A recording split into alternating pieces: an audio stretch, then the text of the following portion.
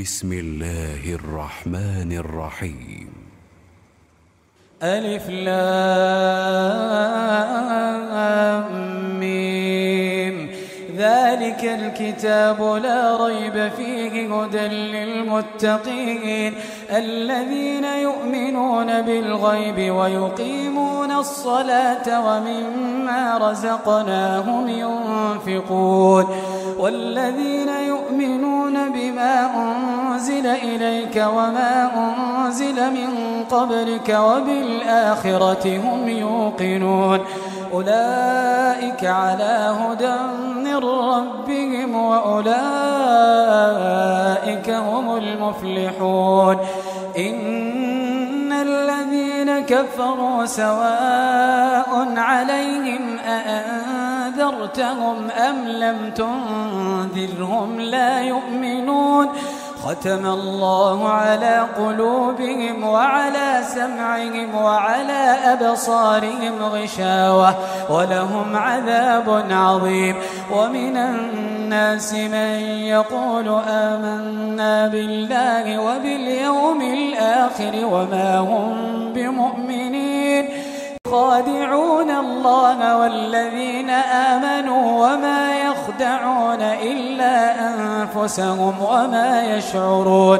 في قلوبهم مرض فزادهم الله مرضا ولهم عذاب أليم بما كانوا يكذبون.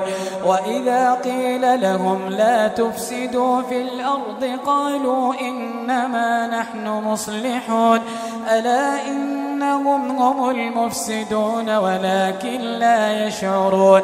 وإذا قيل لهم آمنوا كما آمن الناس قالوا أنؤمن كما آمن السفهاء ألا إنهم هم السفهاء ولكن لا يعلمون.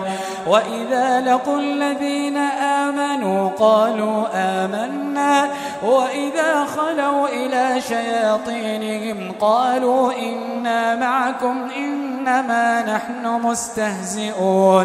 الله يستهزئ بهم ويمدهم في طغيانهم يعمهون.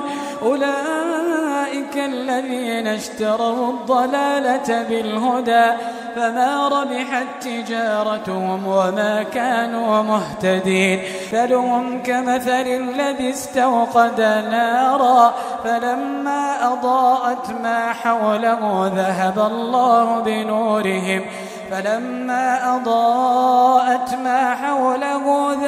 الله بنورهم وتركهم في ظلمات لا يبصرون. صم بكم عمي فهم لا يرجعون.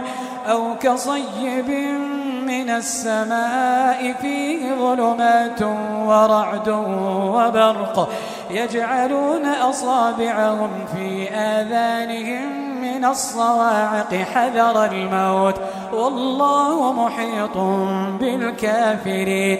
يكاد البرق يخطف أبصارهم كلما أضاء لهم مشوا فيه وإذا أظلم عليهم قاموا ولو شاء الله لذهب